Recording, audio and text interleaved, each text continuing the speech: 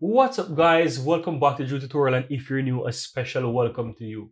Now guys, in today's video I'm going to show you how to browse websites using the Arc browser, right?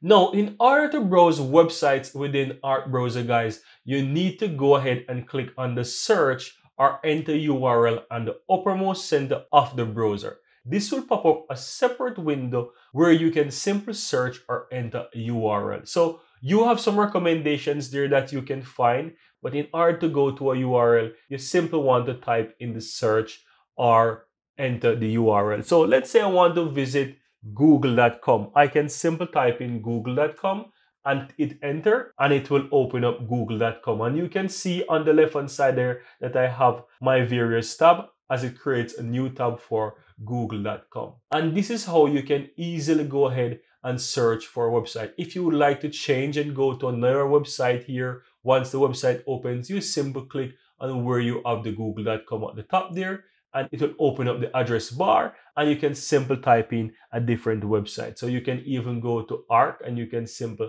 type in arc.net and you can simply go to that website. And this is how you easily go ahead and browse for a website. Click in the uppermost center at the top. You have this little window pops up where you can utilize the address bar, and that's how you easily use it.